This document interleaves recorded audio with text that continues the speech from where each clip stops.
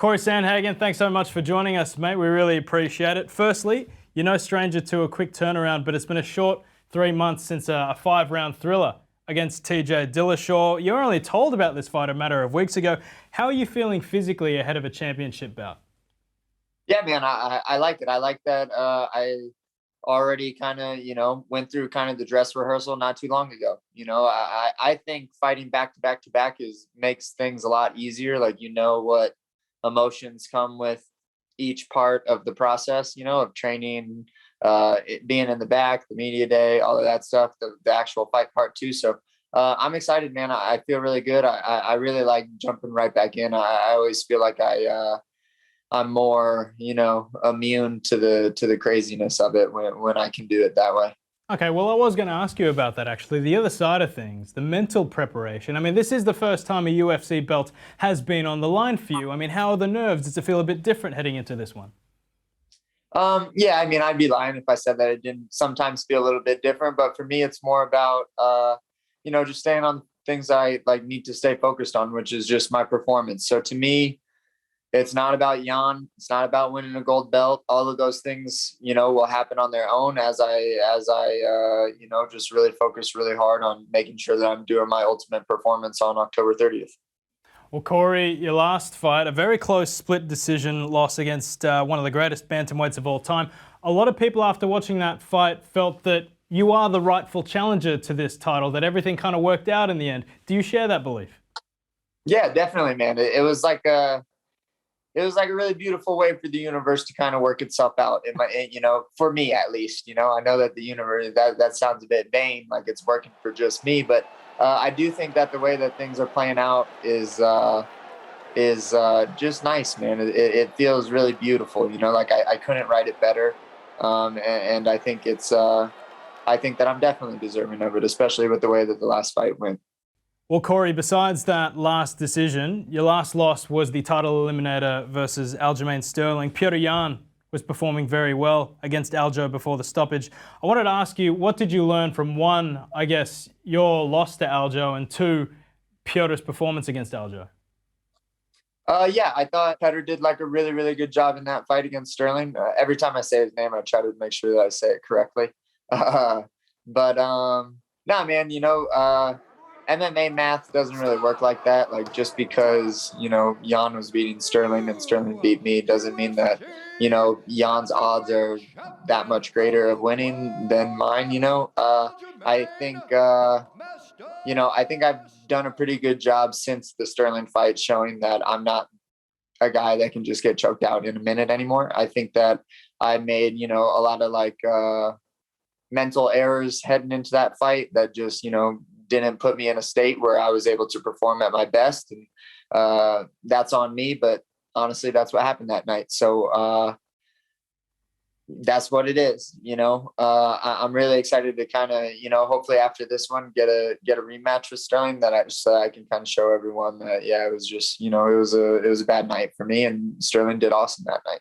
Well, speaking of the champ, TJ doesn't even believe that Aljo's even going to come back. I mean, do you feel that Aljo's somewhat disrespected a little bit by the fans? I mean, like after that sort of one incident, everyone seems to forget his incredible body of work and everything that sort of he did leading up to that. I mean, does it sort of speak to the fickleness of some parts of the MMA community?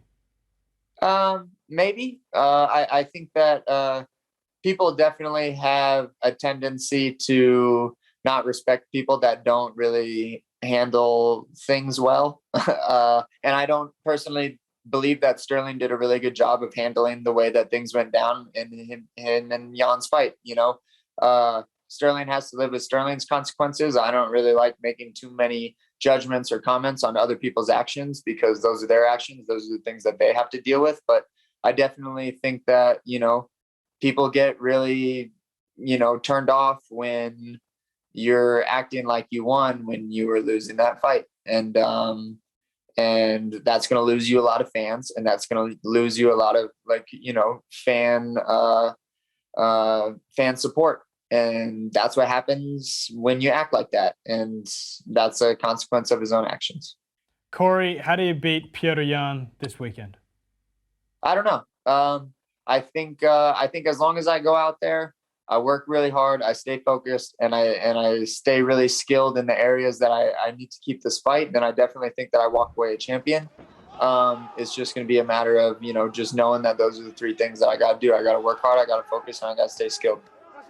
Corey, you said after the Frankie KO that some people don't rate your ground game, but I think back to that Mario Bautista round not so long ago, actually, and it was relentless submission attempts. You said you were hoping to showcase them against Frankie. You didn't get a chance to. Are you hoping to showcase them against Petr Yan this weekend?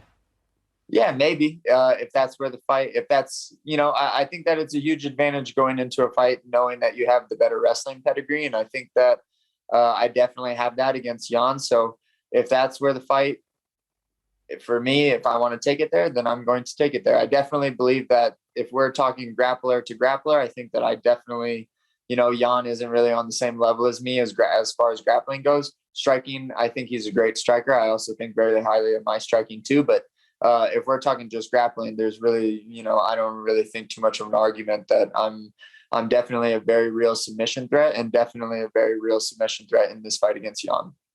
You mentioned your fight style there. I just wanted to talk about your rise for a moment, Corey. I mean, you spoke recently about being a fighter's fighter, and there's such, variety to your striking. The stance switches, the diversity of unexpected stuff in your tool bag. It's pure mixed martial arts. It's a joy to watch a lot of the time, and I feel like a lot of fans really appreciate that. I wanted to ask you, how much pride, I guess, do you take in that? Not just being a fighter, but being a fighter who fights with that kind of style. Yeah, man, I love not being the boring guy. I even myself get really, I'm so unentertained with fights that are boring. And I don't want to be that guy in any of my fights ever.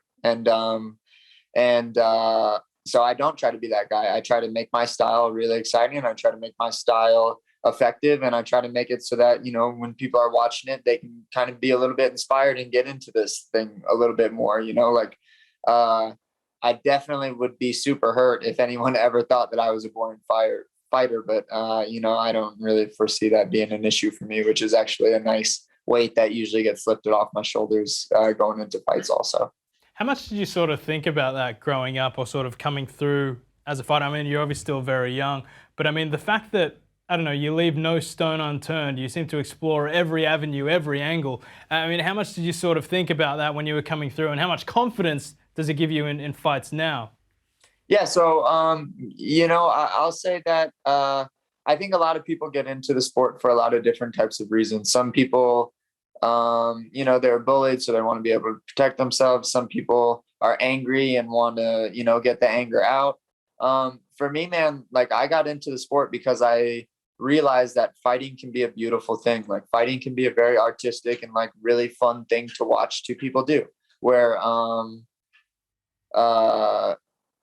that's what I've always tried to make it. I have had to do some balancing of certain things, of course, but I really got into the sport because I thought it was a lovely art, and that's kind of what keeps me going and drives my style. Do you have a favorite moment from your career, Corey? I mean, I think back to that debut against Austin, just the pace at which that fight was fought was absolutely incredible. We mentioned Mario Bautista, but I mean, if you could pick out one moment, do you have a highlight? I don't know. I every fight is a little bit different. Honestly, I think that my favorite win is probably the John Lineker win that I had. I was scheduled to fight John Lineker actually in my third fight in the UFC, which is, I think he was ranked number 8. He was scheduled to fight Dominic Cruz, and that was going to be my third fight in the UFC. In that fight, in that training camp, he ended up getting hurt or whatever, so I ended up fighting Mario Bautista instead. But I fought Lineker right afterwards, and I just remember being Lineker's a savage, man. Lineker is a very good fighter, super dangerous, and I handled him. And I was really proud of myself after that fight for, one, almost having to do it in my third UFC fight ever, but also just the way that I was able to conduct myself against such a high level opponent gave me a lot of confidence and kind of, still really memorable in my brain.